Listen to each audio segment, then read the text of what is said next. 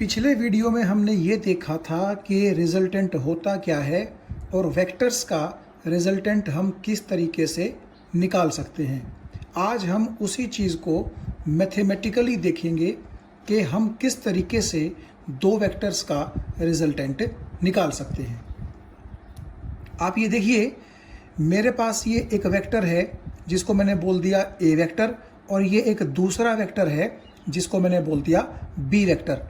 दोनों वेक्टर अलग अलग हैं। आप ये देखिए, ना केवल दोनों का मैग्नीट्यूड अलग है बल्कि दोनों की जो डायरेक्शंस हैं वो भी अलग अलग हैं। तो हमें जो पिछले वीडियो में पता था कि हम वेक्टर्स का जो रिजल्टेंट है वो निकालने के लिए क्या करते थे, पहले वेक्टर के हेड के साथ दूसरे वेक्टर की टेल को ज्वाइन कर देते थे। और इस प्रोसेस को करते वक्त हमें सिर्फ ध्यान इस चीज़ का रखना होता था कि दोनों वेक्टर्स की जो ओरिजिनल डायरेक्शन है वो चेंज नहीं होनी चाहिए। तो देखिए, इस ए वेक्टर की जगह मैंने यहाँ पर नीचे एक वेक्टर बना लिया। तो अगर ये ए वेक्टर है तो क्या मैं इस नीचे वाले वेक्टर को ए वेक्टर बोल सकता हूँ? बिल्कुल बोल सकता हूँ, क्योंकि जितना मैग्नीट्यूड इसका है उतना ही मैग्नीट्यूड इसका है और जो डायरेक्शन इसकी है वही डायरेक्शन इसकी है। इसीलिए आप इस वेक्टर को ए वेक्टर बोल सकते हो। और देखिए, ये जो बी वेक्टर है इसको मैं कुछ इस तरीके से बनाता हूँ। आप ही ध्यान से देखिएगा, ये मान लीजिए है हमारे पास बी वेक्टर। अब देखो, यहाँ से बी वेक्टर उठा करके मैं यहाँ ले आया, तो क्या इस वेक्टर को मुझे सच में बी वेक्टर बोलना चाहिए? बिल्कुल हम बोल सकते हैं। क्यों? क्योंकि यहाँ से लेकर के यहाँ तक जितनी लाइन की लेंथ है, मान लीजिए उतनी ही यहाँ से यहाँ तक लाइन की लेंथ है, यानी कि जो मैग्नीट्यूड इसका है वही मैग्नीट्यूड इसका है। और आप ये देखिए, जिस तरफ ये डायरेक्शन थी बी वेक्टर की उसी तरफ ये डायरेक्शन भी है। तो ना मैंने मैग्नीट्यूड चेंज किया ना मैंने डायरेक्शन चेंज की। इसका मतलब अगर ये बी वेक्टर है तो ये भी क्या है? B vector. मतलब कुल मिला के आप ये कह सकते हैं कि ऊपर वाले दोनों वेक्टर्स को ही मैं यहाँ पर ले आया हूँ। सिर्फ मैंने किया क्या है, इस बी वेक्टर का टेल इस ए वेक्टर के हेड के साथ मुझे ज्वाइन करना था, तो इसीलिए मैं दोनों को पास ले आया। लेकिन ऐसा करते वक्त आप ये देखिए, ना तो मैंने मैग्नीट्यूड चेंज किया है किसी वेक्टर का और ना ही मैंने किसी वेक्टर की डायरेक्शन चेंज की है।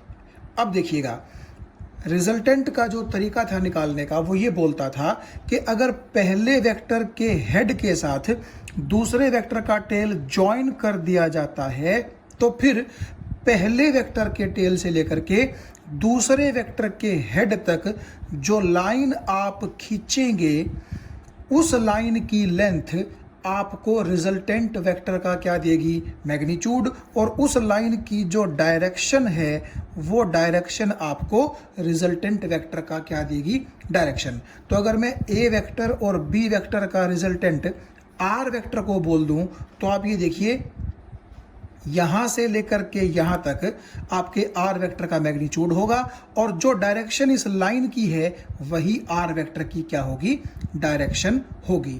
तो पिछले वीडियो में हमने ये पढ़ा था कि अगर आपके पास दो वेक्टर्स हैं तो उन दोनों वेक्टर्स को बगैर डिस्टर्ब किए हुए सिर्फ इतना कीजिए कि पहले वेक्टर के हेड के साथ दूसरे का टेल मिला दीजिए। तो रिजल्टेंट कहाँ से निकलेगा? अगर हम पहले वेक्टर के टेल से दूसरे वेक्टर के हेड तक एक लाइन खींचें तो उस लाइन की लेंथ आपको उस वेक्टर का मैग्नीट्यूड देगी और उस लाइन की डायरेक्शन आपको उस रिजल्टेंट वेक्टर की डायरेक्शन देगी। ठीक है, ये हमने देख लिया। अब हम इसको मैथमेटिकली फाइंड करेंगे कि अगर ए वेक्टर का मैग्नीट्यूड हम ए से रिप्रेजेंट करें, बी वेक्टर का मैग्नीट्यूड हम बी से रिप्रेजेंट करें और आर वेक्टर का मैग्नीट्यूड हम आर से रिप्रेजेंट करें, तो आर की वैल्यू ए और बी की टर्म्स में कितनी होगी और दूसरा आर की डायरेक्शन कहाँ होगी। देखिए, आप एक चीज़ ध्यान से देखिएगा, ए वेक्टर आपका इस डायरेक्शन में है और बी वेक्टर आपका इस डायरेक्शन में है, तो दोनों डायरेक्शंस के बीच कुछ ना कुछ एंगल है। मान लीजिए वो एंगल थीटा है, तो मैंने मान लिया theta is the angle between the directions of A vector and B vector. ये बात आपको समझ में आ गई। उसके बाद आप ये देखिए, जो आपके रिजल्टेंट वेक्टर की डायरेक्शन है वो डायरेक्शन ए वेक्टर की डायरेक्शन के साथ भी कुछ ना कुछ एंगल बनाती है। मान लीजिए इस एंगल को मैंने बोल दिया अल्फा, ठीक है। तो अगर हमें ये अल्फा पता चल जाए तो हम ये बोल सकते हैं ना कि रिजल्टेंट वेक्टर ए वेक्टर के मुकाबले अल्फा एंगल से जो डायरेक्शन है उस डायरेक्शन के अंदर है। मतलब आप सिंप्लिसिटी के लिए मान लीजिए कि अल्फा की वैल्यू मान लीजिए 40 डिग्री आ गई, एग्जांपल के तौर पे। हम इस चीज़ को बाद में थोड़ा डिटेल में देखेंगे। मान लीजिए अल्फा की वैल्यू 40 डिग्री आ गई, तो हम ये तो बोल सकते हैं ना कि ए वेक्टर जिस डायरेक्शन में है उस डायरेक्शन के मुकाबले 40 डिग्री ऊपर की तरफ है। कौन? R vector. तो इसका मतलब है आर वेक्टर की डायरेक्शन हम इस अल्फा एंगल की हेल्प से क्या करेंगे? स्पेसिफाई करेंगे। तो ध्यान रखिएगा, ये थीटा जो एंगल है ये आपके जो दो गिवन वेक्टर हैं, ए वेक्टर और बी वेक्टर, उनकी डायरेक्शंस के बीच में है। यानी कि अगर ये आपकी ए वेक्टर की डायरेक्शन है तो वो डायरेक्शन है इस तरफ, और ये आपके बी वेक्टर की डायरेक्शन है तो ये है इस तरफ। तो ये एंगल तो कौन सा है? थीटा, ठीक है। लेकिन आपका जो आर वेक्टर है उसकी डायरेक्शन ए वेक्टर की डायरेक्शन के साथ जो एंगल बनाती है उस एंगल को मैं क्या बोल रहा हूं? अल्फा। तो आइए अब हम इसी की जो मैथमेटिकल डिटेल्स हैं उनको थोड़ा सा समझते हैं। तो यहां अगर आप ध्यान से देखें, ये x से लेकर के y तक आपका a वेक्टर है और ये इसकी डायरेक्शन है। y से लेकर के k तक ये आपका b वेक्टर है और ये इसकी डायरेक्शन है। और जैसा कि हमने पहले देखा था कि a वेक्टर और b वेक्टर की डायरेक्शंस के बीच में ये एंगल कितना है? थीटा। और x से लेकर के और k तक ये आपका रिजल्टेंट वेक्टर है जो कि a और b का रिजल्टेंट है। x को बेसिकली यहाँ पॉइंट k के साथ मिलाना पड़ता है, तब जाकर के आपके रिजल्टेंट वेक्टर का जो मैग्नीट्यूड है वो निकलता है। यहाँ आपको थोड़ा सा गैप लग रहा होगा, लेकिन आप ये देखिए, ये गैप मैंने इसलिए छोड़ा है ताकि ये दोनों एरो जो हैं एक दूसरे के साथ कंबाइन ना कर जाएं। तो बेसिकली x से लेकर के k तक जो ये लाइन की लेंथ है, ये लाइन की लेंथ ही आपको आर वेक्टर का क्या देगी? मैग्नीट्यूड। तो अब देखिए, x से लेकर के y तक जो a वेक्टर का मैग्नीट्यूड है उसको मैंने a से रिप्रेजेंट कर दिया। y से लेकर के k तक जो b वेक्टर का मैग्नीट्यूड था उसको मैंने b से रिप्रेजेंट कर दिया, और दोनों के रिजल्टेंट के मैग्नीट्यूड को मैंने r से रिप्रेजेंट कर दिया। और ये अल्फा वाई एंगल है जो आपके आर वेक्टर की डायरेक्शन ने ए वेक्टर की डायरेक्शन के साथ बनाया है। यानी कि इस अल्फा से ही हम आर वेक्टर की जो डायरेक्शन है उसको स्पेसिफाई करेंगे। This theta is the angle between the directions of A vector and B vector. तो हमने यहाँ पर क्या किया वो ध्यान से देखिएगा। पॉइंट के से नीचे एक परपेंडिकुलर ड्रॉ कर दिया के जेड, और आप ये देखिएगा ये जो ए वेक्टर की डायरेक्शन है इसी को मैंने डॉटेड करके आगे की तरफ बढ़ा दिया था। ये बात आपको समझ में आ गई होगी। तो अगर आप इस ट्रायंगल पे ध्यान दें के जेड वाई या फिर वाई जेड के, तो ये एंगल यहाँ पर थीटा है, ये एंगल यहाँ पर 90 डिग्री का है, ठीक है। ये आपके लिए काम करेगा बेस का, ये आपके लिए काम करेगा परपेंडिकुलर का, और ये आपके लिए काम करेगा किसका? हाइपोटेनस का। तो ट्रिग्नोमेट्रिक जो हमारी नॉलेज है उसको लगा करके हम यहाँ से वाई जेड की वैल्यू भी निकाल सकते हैं और के जेड की वैल्यू भी निकाल सकते हैं। ये बड़ी आसान है, ये मैं आपके लिए छोड़ रहा हूँ, आप बड़े आराम से इनको कर सकते हैं। अब देखिए, जब आप ट्रिग्नोमेट्री की हेल्प से वाई जेड और के जेड निकाल चुके हैं तो अब आप इस चीज़ पे ध्यान दीजिए। x से लेकर के y तक, x से लेकर के y तक आपका मैग्नीट्यूड कितना है या लेंथ कितनी है? a। लेकिन y से z तक लेंथ कितनी है? यहाँ पर हम निकाल चुके हैं b कोस थीटा। तो x से लेकर के z तक जो लेंथ होगी वो हो जाएगी a plus b cos theta. यानी कि x से लेकर के z जो है वो बेसिकली xy प्लस yz के बराबर होगा, और xy हमारा a के बराबर है और yz हमने यहाँ से निकाल रखा है b cos थीटा के बराबर है। तो a के अंदर आप b cos थीटा जोड़ दें तो xz की वैल्यू मेरे पास आ गई a plus b cos theta.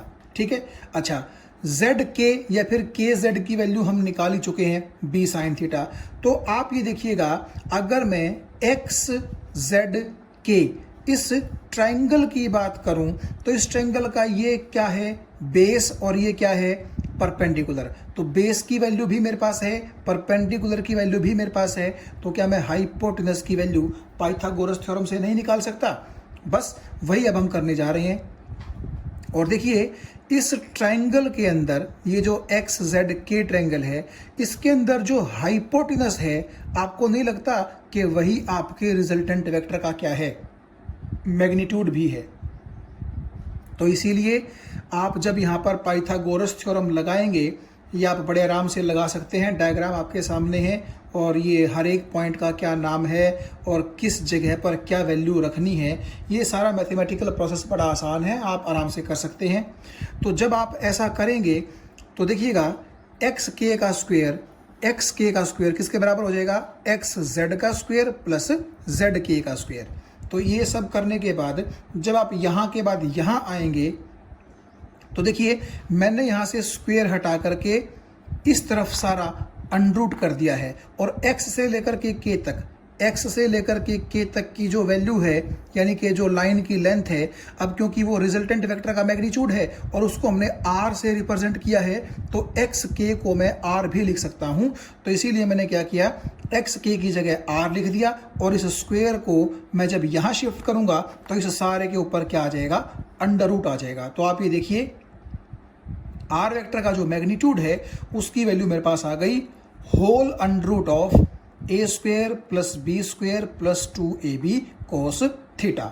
यानी कि अगर आपके पास a वेक्टर का मैग्नीट्यूड हो, b वेक्टर का मैग्नीट्यूड हो, और दोनों की डायरेक्शंस के बीच जो एंगल है थीटा, अगर वो हो तो वो सब वैल्यूज आप यहाँ पुट कर सकते हैं, जिसके बाद आपके पास आर वेक्टर का जो मैग्नीट्यूड है, और आर वेक्टर क्या है, ए वेक्टर और बी वेक्टर का रिजल्टेंट, उसका जो मैग्नीट्यूड है वो आपके पास आ जाएगा। अब देखिए थोड़ा सा आप अगर इसको समझने की कोशिश करें, मान लीजिए मैं कहता हूं कि थीटा 0 डिग्री है। इसका क्या मतलब है, इसका मतलब है कि ए वेक्टर और बी वेक्टर एक ही डायरेक्शन में है, यानी कि थीटा 0 होने का मतलब है कि ये बी वेक्टर जो है कुछ इस तरीके से यूं ए के साथ ही अपने आप को क्या कर लेगा, अलाइन कर लेगा।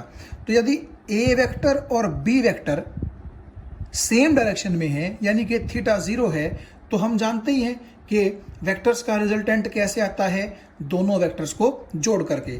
यानी कि आप ए के मैग्नीट्यूड को बी के मैग्नीट्यूड में जोड़ दें, यानी कि ए प्लस बी ही क्या होगा, उनका रिजल्टेंट होगा। और आप सेम चीज़ यहाँ से भी देख सकते हैं कि जब आप थीटा को 0 पुट करेंगे तो आप जानते हैं कोस 0 होता है 1, तो ये आपके पास बच जाएगा A square plus B square plus 2ab का होल अंडर रूट, और ये हो जाएगा आपके पास a प्लस बी का होल स्क्वायर और उसका अंडर रूट, और अंडर रूट से स्क्वायर कट जाएगा, तो आपके पास r is equal to a plus B बचेगा। यानी हमने ये देखा कि जब इस फॉर्मूले के अंदर हम थीटा को 0 रखते हैं तो सच में वही रिजल्ट आता है जो हमने शुरुआत में देखा था। यानी कि अगर दो वेक्टर सेम डायरेक्शन में हैं तो हम उनका रिजल्टेंट सिंपली उनको जोड़ करके निकाल सकते हैं। और एक चीज़ और आपको याद होगी कि अगर दो वेक्टर अपोजिट डायरेक्शन में होते हैं तो उनका रिजल्टेंट हम कैसे निकालते थे, आपको याद होगा, घटा करके निकालते थे। जैसे एक ही ऑब्जेक्ट पर 5 न्यूटन का फोर्स यहाँ भी हो और यहाँ भी हो, तो 5 में से 5 घटा करके हम बोलते थे कि 0 न्यूटन का फोर्स इस ऑब्जेक्ट पर लग रहा है। तो मान लीजिए थीटा अगर 180 डिग्री हो तो कोस 180 आप जानते हैं -1 होता है। उस माइनस की वजह से यहाँ पर आ जाएगा माइनस, और ये आपका हो जाएगा a माइनस बी का होल स्क्वायर और उसका अंडर रूट। तो अंडर रूट से स्क्वायर कैंसिल हो जाएगा, यानी कि उस वक्त आपका जो रिजल्टेंट होगा वो क्या होगा, a माइनस बी के बराबर। और अगर 1 5 का है न्यूटन फोर्स और दूसरा भी 5 न्यूटन फोर्स है, यानी कि दोनों के मैग्नीट्यूड बराबर हैं। तो अगर ऐसा है तो 5 में से 5 गया या ए में से ए गया या बी में से बी गया, तो रिजल्टेंट कितना आएगा? 0 आएगा। तो कुल मिलाकर के आप ये देख सकते हैं कि इस फॉर्मूले से हमने वो दोनों रिजल्ट डिराइव कर लिए हैं जो दोनों रिजल्ट इस लॉ को मैथमेटिकली पढ़ने से पहले हमें थोड़ा सा अंदाज़ा था, जिनके बारे में कि अगर दो चीज़ें सेम डायरेक्शन में होंगी तो उनका इफेक्ट जुड़ जाएगा, और अगर दो चीज़ें अपोजिट डायरेक्शन में होंगी वेक्टर्स, तो उनका जो नेट इफेक्ट है वो कैसे निकलेगा? वो सबट्रैक्ट करके निकलेगा। रिजल्टेंट वेक्टर के मैग्नीट्यूड को तो हमने फाइंड कर लिया। अब हम देखते हैं कि उसकी डायरेक्शन हम जो है किस तरह से फाइंड आउट कर सकते हैं। आप ये देखिए, इस डायग्राम में भी, ये पिछला ही डायग्राम है यूं का यूं, हमने कहा है कि आपका जो रिजल्टेंट वेक्टर है वो कुछ ऐसी डायरेक्शन में है जिस डायरेक्शन ने आपके ए वेक्टर की डायरेक्शन के साथ अल्फा एंगल बना रखा है। तो अगर हमें ये अल्फा पता चल जाए तो हम ये आसानी से कह सकते हैं कि हमारा रिजल्टेंट वेक्टर किस डायरेक्शन में है। अब देखिए, आप अगर ध्यान से देखें, ये जो हमने बड़ी ट्रायंगल ली थी इस पॉइंट और इस पॉइंट के बीच में, यानी कि अगर आप पिछले डायग्राम से देखें, यहाँ पर ये पॉइंट जो था x था, यहाँ पर z था और यहाँ पर k था, आप पिछले डायग्राम में देख सकते हैं। तो अगर आप इस ट्रायंगल के अंदर इस एंगल के हिसाब से टेंजेंट अल्फा निकालें तो वो टेंजेंट अल्फा आपका किसके बराबर आएगा? परपेंडिकुलर यानी कि के जेड डिवाइड बाय बेस यानी कि एक्स जेड। तो के जेड की वैल्यू भी हम निकाल चुके हैं, एक्स जेड की वैल्यू भी हम निकाल चुके हैं। तो टेंजेंट अल्फा हमारा इसके बराबर आ गया।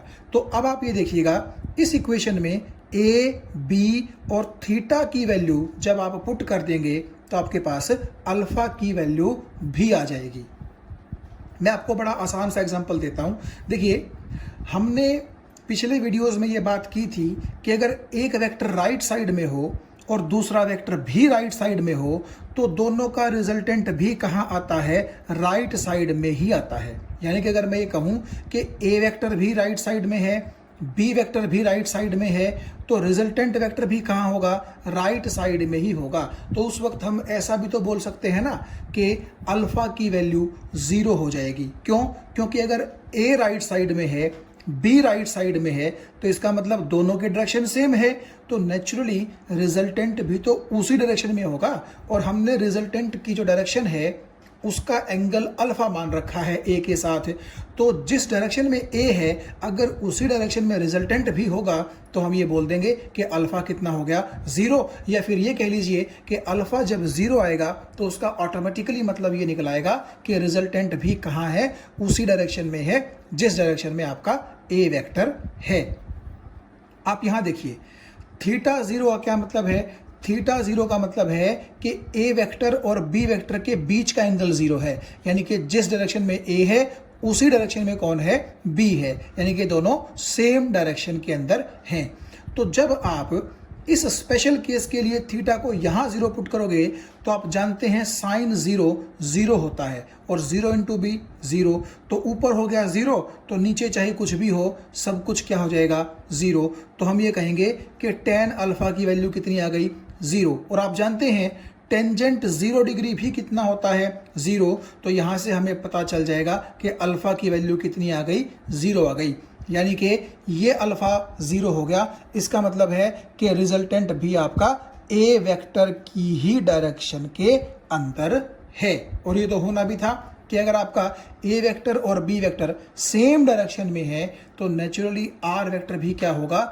उसी डायरेक्शन में होगा, और उस केस में अल्फा क्या हो जाएगा? 0 हो जाएगा। तो इस तरह आप ये देख सकते हैं कि tan alpha is equal to this much. इस इक्वेशन से हम क्या करेंगे, ए बी और थीटा की वैल्यू रखने के बाद मैथमेटिक्स सॉल्व करेंगे और वहां से फिर हम अल्फा की किसी वैल्यू पर पहुंच पाएंगे और जितना भी अल्फा की वैल्यू हमारे पास आ जाएगी हम कह देंगे कि ए की डायरेक्शन के साथ उतने ही डिग्री का एंगल आर वेक्टर यानी कि रिजल्टेंट वेक्टर की डायरेक्शन ने बना रखा है। तो इस चीज को हम लिखेंगे कैसे वो आप थोड़ा सा ध्यान से देखिए। देखिए हम इसको यूं लिखेंगे कि ये है ए वेक्टर और ये है बी वेक्टर और ये है इनका रिजल्टेंट। और रिजल्टेंट का मतलब आप समझते हैं कि ए और बी का मिला जुला इफेक्ट ये आर वेक्टर है। तो हम इसको फिजिक्स में इस तरीके से लिखेंगे वेक्टर्स के अंदर कि R vector is equal to A vector plus B vector. लेकिन आप एक चीज का यहां पर ध्यान रखिएगा कि ये वाला जो प्लस है, इस प्लस का मतलब है कि ये आर इन दोनों का क्या है, रिजल्टेंट है। यानी कि जब आप पढ़ेंगे तो पढ़ते वक्त आपको क्या बोलना पड़ेगा, ए वेक्टर और बी वेक्टर का जो रिजल्टेंट है वो आर वेक्टर है। यानी कि ये जो प्लस है, ये प्लस कई बार मैथमेटिक्स का प्लस भी हो सकता है और कई बार ये मैथमेटिक्स का माइनस भी हो सकता है। देखिए अगर ए और बी सेम डायरेक्शन में है तो आप जानते हैं कि जो रिजल्टेंट वेक्टर है वो ए प्लस बी के बराबर हो जाएगा। लेकिन अगर ए और बी अपोजिट डायरेक्शन में हो, दोनों के बीच में एंगल 180 डिग्री हो, तो आप जानते हैं कि जो रिजल्टेंट आएगा वो ए माइनस बी से निकलेगा। ये बात आपको समझ में आ गई। और यहां हम मान के चल रहे हैं कि ए वेक्टर का जो मैग्नीट्यूड है वो बड़ा है। तो ये ध्यान से देखिएगा कि हम इस प्लस को सिंपल प्लस ना समझें। ये जो प्लस है ये वेक्टर अलजब्रा का प्लस है और इसका मतलब होता है कि ए और बी मिल करके या जुड़ करके हमें क्या दे रहे हैं, आर रिजल्टेंट दे रहे हैं। लेकिन आप जानते हैं कि यहां पर जो मैंने बोला है कि ए और बी मिल करके या जुड़ करके आर हमें दे रहे हैं, तो इस मिलकर के या जुड़कर के का हमेशा मतलब प्लस नहीं होता। अगर ए और बी सेम डायरेक्शन में होंगे तब तो इस मिलकर के या जुड़कर के का मतलब क्या होगा, प्लस होगा।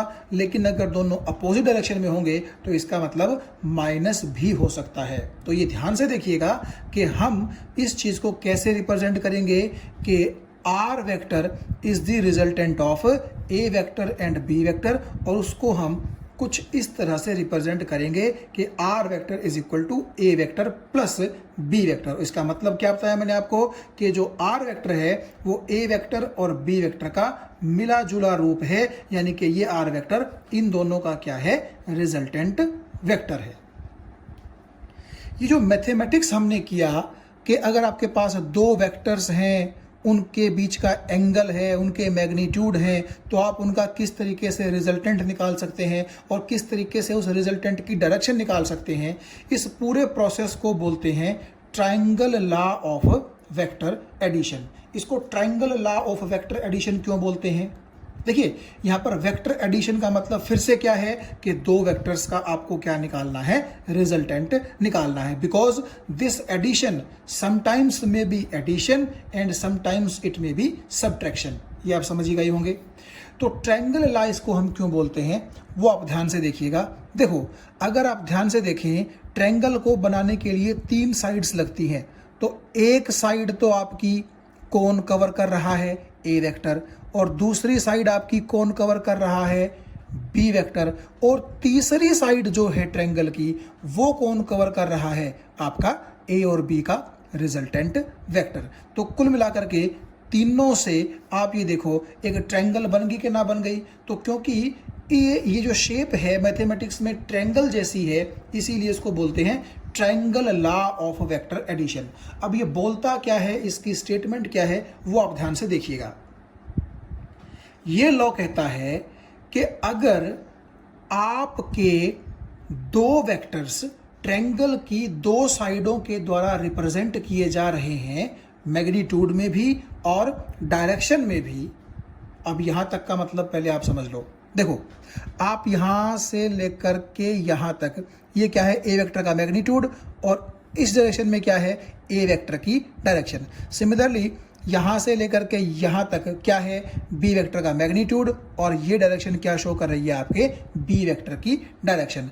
यानी कि ट्रायंगल की दो साइडों के रूप में आपने दो वेक्टर्स को क्या कर दिया है, रिप्रेजेंट कर दिया है। यानी कि आपके ट्रायंगल की दो साइडें दो वेक्टर्स को रिप्रेजेंट कर रही हैं, और न केवल मैग्नीट्यूड के तौर पे बल्कि डायरेक्शन के तौर पर भी जो वेक्टर्स हैं उनको हमारी ट्रायंगल की साइड्स रिप्रेजेंट कर रही हैं। आप ये देखिए, इस ट्रायंगल की साइड की डायरेक्शन इस तरफ है, यानी कि ये ए वेक्टर की है, और इस ट्रायंगल की साइड की डायरेक्शन इस तरफ है, यानी कि ये किसकी डायरेक्शन है, बी वेक्टर की। तो कुल मिलाकर के यहां तक आपको बात समझ में आ गई होगी कि ट्रायंगल की दो साइडें आपके दो वेक्टर्स को रिप्रेजेंट करती हैं, मैग्नीट्यूड की टर्म्स में भी और डायरेक्शन की टर्म्स में भी, taken in the same order. अब इसका क्या मतलब है, देखिए, इसका मतलब ये है कि जब आप ए के अलोंग यूं चल रहे थे तो इस तरफ चलते चलते आप यूं ऊपर की तरफ मुड़ गए, यानी कि आप एक ही जो है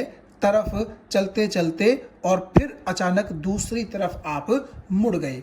लेकिन आपको ये सेम ऑर्डर का मतलब समझने के लिए एक बार आर की डायरेक्शन को देखना होगा। देखो, अगर मैं यूं चलता, इस पॉइंट से शुरू होके यहाँ चलता, फिर यहाँ चलता और फिर इस तरफ वापस आ जाता, तो मैं बोलता कि मेरी सेंस एक ही है डायरेक्शन की। यानी कि आपकी पहले आप इस तरफ गए, फिर आप इस तरफ आए और फिर आप इस तरफ आ गए, तो हम कहेंगे कि हम जो है बेसिकली एंटी क्लॉकवाइज सेंस के अंदर डायरेक्शन को क्या कर रहे हैं, बना रहे हैं। लेकिन अगर आप ध्यान से देखें, आपको यहां पर दो डायरेक्शन तो नजर आएंगी एंटी क्लॉकवाइज। देखिएगा, ये ए की डायरेक्शन और फिर बी की डायरेक्शन, यानी कि आपको अगर यूं पेन घुमाना है तो आप साफ समझ गए होंगे कि हम पेन को एंटी क्लॉकवाइज सेंस में घुमा रहे हैं। लेकिन आर के लिए आप ये देखिए, मुझे यहां से यहां जाना पड़ रहा है, यानी कि आर के लिए मुझे यूं घूमना पड़ेगा, यानी कि क्लॉकवाइज सेंस में घूमना पड़ेगा। तो आप ये कह सकते हैं कि दो साइडों की सेंस तो एक जैसी है, यानी कि एंटी क्लॉकवाइज है, लेकिन तीसरी जो साइड है उसकी सेंस अपोजिट है, यानी कि वो क्लॉकवाइज सेंस है। तो आपके जो दो वेक्टर रिप्रेजेंट किए जा रहे हैं वो सेम सेंस में हैं, सेम ऑर्डर में हैं। तो आपका जो ट्रायंगल की तीसरी साइड है जो कि अपोजिट ऑर्डर में है, अपोजिट सेंस में है, वो आपको इन दोनों वेक्टर्स का क्या देगी, रिजल्टेंट देगी, न केवल मैग्नीट्यूड की टर्म्स में बल्कि डायरेक्शन की भी टर्म्स में। एक बार आप इसको ध्यान से पढ़िएगा कि if two vectors can be represented by the two sides of A triangle both in magnitude and in direction taken in the same order, यानी कि अगर आपकी ट्रायंगल की दो साइडें आपके दो वेक्टर्स को रिप्रेजेंट कर रही हैं जो कि सेम ऑर्डर में हैं, और आपके जो वेक्टर्स हैं वो इन ट्रायंगल की साइडों के द्वारा मैग्नीट्यूड के टर्म्स में भी रिप्रेजेंट किए जा रहे हैं और डायरेक्शन की टर्म्स में भी रिप्रेजेंट किए जा रहे हैं, तो इन दोनों वेक्टर का जो रिजल्टेंट है वो ट्रायंगल की तीसरी साइड देगी taken in the opposite order, यानी कि जिसका ऑर्डर दोनों इन जो वेक्टर्स हैं हमारे, इनके जो ऑर्डर्स हैं उनके अपोजिट ऑर्डर में होगा। तो वो ट्रायंगल की तीसरी साइड आपको दोनों वेक्टर्स का क्या देगी, रिजल्टेंट देगी। Then there resultant is represented by the third side of the triangle taken in the opposite order, and this resultant will also be specified both in terms of magnitude and in direction by the third side of the triangle। तो कुल मिलाकर के देखिएगा, अगर last में हम मतलब समझने की कोशिश करें इस स्टेटमेंट के बारे में, तो क्या है कि अगर ये आपकी ट्रायंगल की है पहली साइड जो कि आपके पहले वेक्टर को मैग्नीट्यूड और डायरेक्शन दोनों टर्म्स में रिप्रेजेंट कर रही है, और ये है आपके ट्रायंगल की दूसरी साइड जो कि आपके दूसरे वेक्टर को मैग्नीट्यूड और डायरेक्शन दोनों की टर्म्स में रिप्रेजेंट कर रही है, और दोनों आपने कहाँ लिए हैं, सेम ऑर्डर में लिए हैं, सेम सेंस में लिए हैं। तो जो ट्रायंगल की तीसरी साइड है जिसको कि आप कहाँ लेंगे, अपोजिट ऑर्डर में लेंगे, वो ट्रायंगल की तीसरी साइड आपको इन दोनों वेक्टर्स का क्या देगी, रिजल्टेंट देगी, both in terms of magnitude and in terms of direction. तो ये मतलब है इस स्टेटमेंट का। एक बार फिर से चीज़ों को समझने के लिए, क्लैरिफाई करने के लिए मैं आपको बता दूं कि अगर आपके पास ट्रायंगल की एक साइड है जो कि आपके वेक्टर को मैग्नीट्यूड और डायरेक्शन के तौर पर रिप्रेजेंट करती है, मान लीजिए ये हमारा पहला वेक्टर हो गया, और ट्रायंगल की जो दूसरी साइड है वो आपके दूसरे वेक्टर को मैग्नीट्यूड और डायरेक्शन दोनों के रूप में रिप्रेजेंट करती है। और ख़ास बात ये है कि इन दोनों का जो ऑर्डर है वो सेम है, यानी कि सेम सेंस में दोनों को लिया गया है। तो इन दोनों का रिजल्टेंट ट्रायंगल की वो वाली तीसरी साइड देगी जो तीसरी साइड आप अपोजिट सेंस में बनाएंगे, और वो तीसरी साइड होगी आपकी ये वाली साइड। तो यानी कि ये आपका रिजल्टेंट होगा। तो ये ध्यान रखिएगा कि जो दो वेक्टर होते हैं वो सेम सेंस में होते हैं, और उनका जो रिजल्टेंट होता है वो उनसे कहाँ होता है, अपोजिट सेंस में होता है। लेकिन क्योंकि यहाँ पर एक ट्रायंगल बन गई है, इसीलिए इस लॉ का क्या नाम रखा गया है, triangle law of vector addition. और यहाँ पर एडिशन का मतलब क्या है कि आपका जो रिजल्टेंट वेक्टर है वो ए वेक्टर और बी वेक्टर का रिजल्टेंट है, यानी कि उन दोनों के मिले जुले इफेक्ट का ही ये क्या है, एक तरह से रिप्रेजेंटेशन है। तो आप ये ध्यान से देखिएगा कि हमने इस पूरे के पूरे टॉपिक के अंदर ए वेक्टर का जो मैग्नीट्यूड था उसको ए से रिप्रेजेंट किया, बी वेक्टर के मैग्नीट्यूड को बी से रिप्रेजेंट किया, और दोनों के बीच में जो एंगल था उसको थीटा से रिप्रेजेंट किया, और फिर आर वेक्टर के मैग्नीट्यूड को आर से रिप्रेजेंट किया, और उसका फॉर्मूला आया A square plus B square plus 2ab cos theta, और उस सारे का अंडर रूट। तो हमने रिजल्टेंट वेक्टर का मैग्नीट्यूड भी निकाल लिया, और टेंजेंट अल्फा की टर्म्स में हमने उस आर वेक्टर की डायरेक्शन भी निकाल ली, यानी कि जिस डायरेक्शन में आपका ए वेक्टर था उस डायरेक्शन से आपके आर वेक्टर की डायरेक्शन अल्फा एंगल पर थी। तो जैसे ही आपको टेंजेंट अल्फा पता चला, वहां से आप अल्फा की वैल्यू निकाल सकते हैं और फिर बोल सकते हैं कि ए वेक्टर के मुकाबले इतने डिग्री पर हमारे रिजल्टेंट वेक्टर की डायरेक्शन होगी।